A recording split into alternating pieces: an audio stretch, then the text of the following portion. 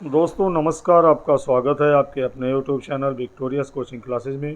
दोस्तों आज के वीडियो में हम बात करेंगे, जैसा कि आप जानते हैं कि सुप्रीम कोर्ट से बीएड के खिलाफ ऑर्डर आने के बाद और गजट रद्द होने के बाद विशेषकर 69,000 शिक्षक भर्ती में जो बीएड कैंडिडेट हैं, चाहे वो चयनित हों या चयन की प्रक्रिया में हों, वो लगातार अपने भविष्य को लेकर चिंतित हैं कि क्या उनका आगे भविष्य होने वाला है, क्या वो सेफ होंगे कि नहीं होंगे।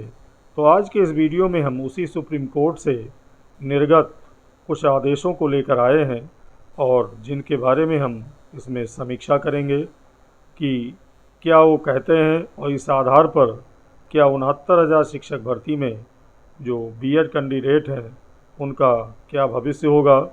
तो बने रहिए वीडियो में अंत तक मेरे साथ, बिना वीडियो को स्किप किए हुए।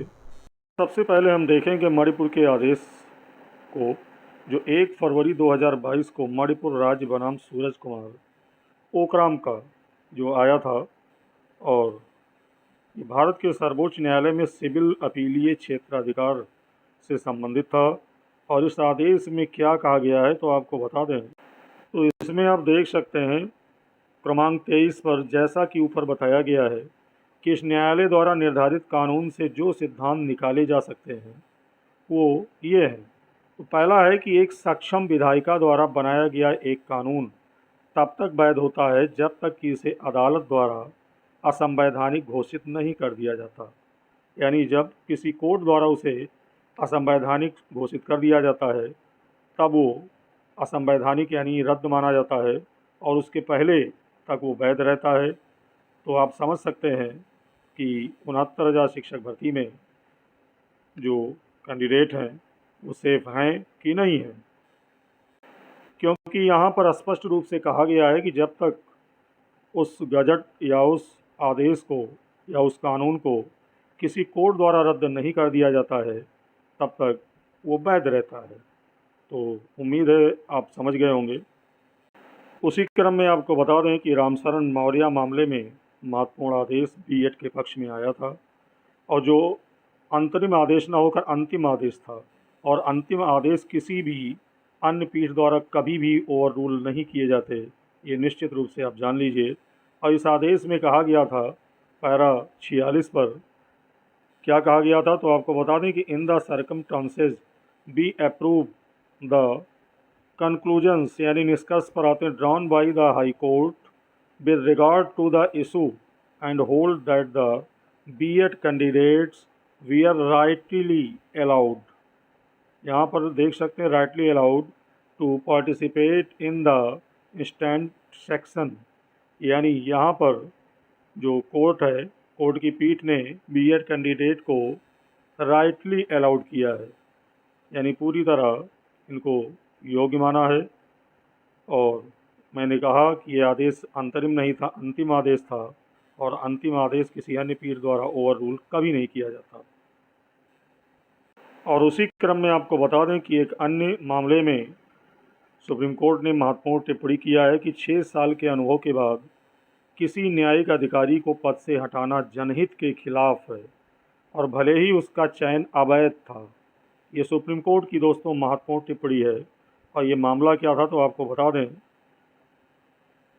पहले जान लेते हैं कोर्ट ने कहा क्या है, फिर मामला भी बताएंगे आपको। तो कोर्ट ने इसमें कहा है कि लगभग 6 साल पहले चुने गए उम्मीदवारों को पद से नहीं हटाया जा सकता। वह सभी योग्य थे और राज्य की जिला न्यायपालिका की सेवा कर रहे थे। इस स्तर पर इन्हें पद से हटाना सार्वजनिक हित के विपरीत होगा, और याचिकाकर्ता को शामिल करना मतलब होगा नए उम्मीदवारों को उन लोगों के लिए प्राथमिकता दी जाएगी जो लंबे समय से न्यायिक पद पर हैं, और राज्य और उसके नागरिकों को वरिष्ठ पद पर इन अनुभवी न्यायिक अधिकारियों के लाभ से वंचित करना सार्वजनिक हित में नहीं होगा। ये सुप्रीम कोर्ट की महत्वपूर्ण टिप्पणी है। और आपको बता दें कि ये डीवाई जस्टिस, माफ़ कीजिएगा, चीफ जस्टिस जो इंडिया के हैं डीवाई चंद्रचूड़ जी की अगुवाई वाली संविधान पीठ ने 12 जुलाई को खुली अदालत में फैसला सुनाया था, और जिसकी जो प्रति है वो अखबार में अपलोड की गई थी। और ये जो पीठ थी वो CJI Chandrachud justice Hrishikesh Roy, justice PS Narasimha, justice Pankaj Mittal और जस्टिस मनोज मिश्रा की पीठ के द्वारा ये मुद्दा केरल हाई कोर्ट द्वारा मार्च 2017 में जिला न्यायाधीशों का चयन मौखिक परीक्षा के आधार पर कट ऑफ अंक तय करने के फैसले से संबंधित था और सुप्रीम कोर्ट ने इसमें कहा था कि मौखिक परीक्षा के बाद हाई कोर्ट द्वारा कट ऑफ तय किया गया था जो स्पष्ट रूप से मनमाना था। तो इस मामले में ये सुप्रीम कोर्ट की महत्वपूर्ण टिप्पणी थी, तो आप समझ सकते हैं। और उसी क्रम में एक फैसला और आया था दोस्तों, जो Madan Mohan Sharma and 18 others versus state of Rajasthan का ये मामला था। और इसमें कोर्ट ने यानी सुप्रीम कोर्ट ने महत्वपूर्ण टिप्पणी किया था कि एक बार जब किसी भर्ती के लिए विज्ञापन जारी होता है तो वो उस समय की शर्तों और योग्यताओं के आधार पर माना जाता है, न कि बाद में किए गए किसी फैसले के आधार पर। आप देख सकते हैं यहाँ पर, और उम्मीद करते हैं आपकी सारी शंकाओं का समाधान मिल गया होगा। और इस आधार पर दोस्तों बता दूं कि 69,000 शिक्षक भर्ती में जो बीएड अभ्यर्थी हैं वो पूरी तरह सुरक्षित हैं, उनको चिंता करने की कोई आवश्यकता नहीं है। जो चयनित हैं वो निसंकोच भयमुक्त होकर अपनी नौकरी करें, और जो चयन की प्रक्रिया में हैं वो भी निश्चिंत रहें, उनका चयन निश्चित होगा। हाँ, ये अवश्य है कि गजट रद्द होने के बाद बीएड अभ्यर्थियों को प्राइमरी में नियुक्ति मिलना मुश्किल है, लेकिन जो ये 69,000 शिक्षक भर्ती है ये पुरानी भर्ती है और इसमें जिनका चयन हो गया है वो पूरी तरह सुरक्षित हैं।